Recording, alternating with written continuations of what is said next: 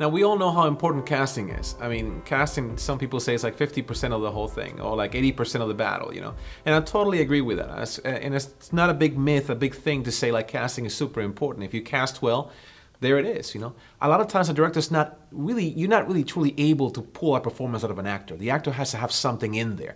You can direct them in terms of like an orchestra director, like a little bit more, a little bit less, or maybe you can actually go deep in there and try to get something out, but it's very rare. Most of the time, you want these guys to bring something into the picture. The way casting works out, it's kind of funny because a lot of people think it's a huge science, but it's basically, if you find the right person, it'll jump at you. It's like, that is the person. That is the one I want. There can never be anybody else but that person. It seems to me that casting is pretty much treated very sloppy in a case of independent filmmaking. When it comes to casting, spend a long time in it.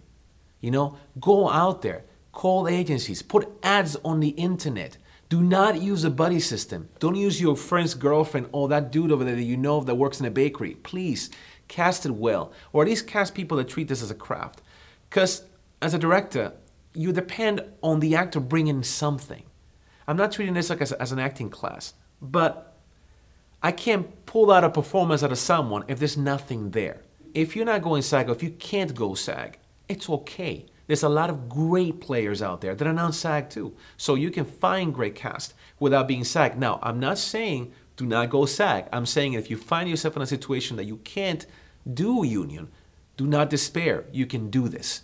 There's a lot of great people out there. But again, cast extensively.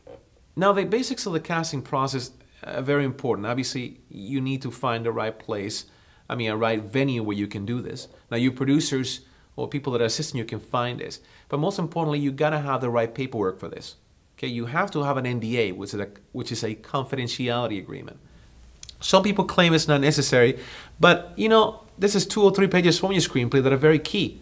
And in this business, unfortunately, there's a lot of people that steal ideas. So you gotta be careful, protect yourself. Sometimes, of course, your cast is not local. So you have to perhaps send the sides to LA, to New York, whatever it is, and you might ask them to send you a video read. A side, basically what it is a portion of the screenplay. It's a key part of your film. Maybe one page would be better, or 2 pages from your screenplay. Find a scene that is demanding for the performer. Find something that is like a crying scene, a big emotional moment. This is what you're trying to test for.